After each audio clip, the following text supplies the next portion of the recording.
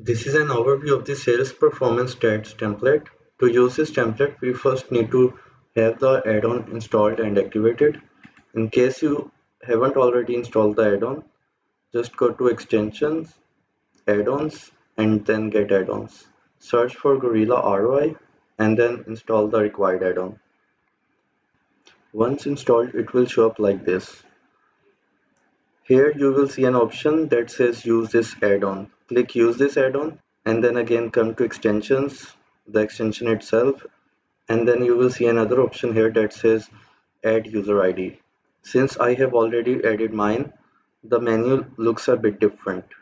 Let me show you how the add user ID box appears.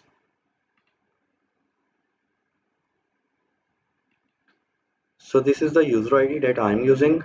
You just have to type in or copy paste yours. Once that's done, hit save.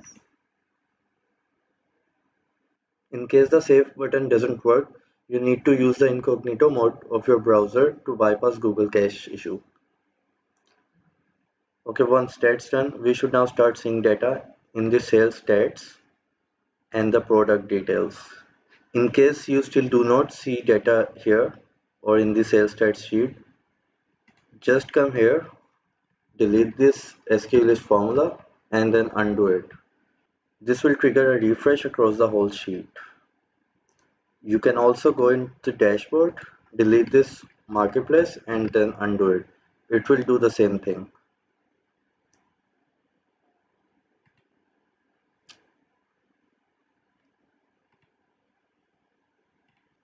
So once the data has loaded, it should appear like this. So these are the product details, the first three columns, and then these are the units that were sold.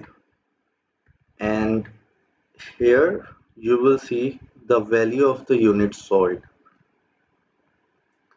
The product details is actually a backend tab and it doesn't require any modification from your end. The same goes for the inputs tab.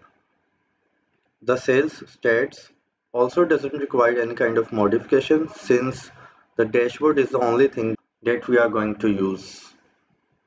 So on the dashboard, you have the Amazon sales performance. So this is where you will find how many units and the value of how many units sold. The top 5 sellers today. So these are the top 5 products that were sold today, and it also have details for the yesterday and a few other predefined periods.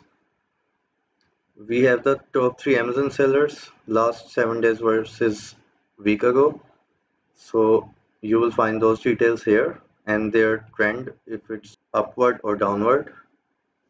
Then we have the SKUs that are the lowest performing SKUs, and we have the list of those here. And here you will see, let me scroll here.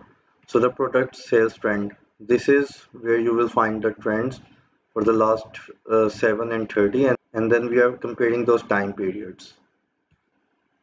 After this, we also have the instructions tab where you will find the details on how to enable and activate the add-on.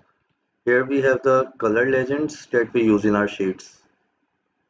The glossary tabs contains the list of custom functions that we offer.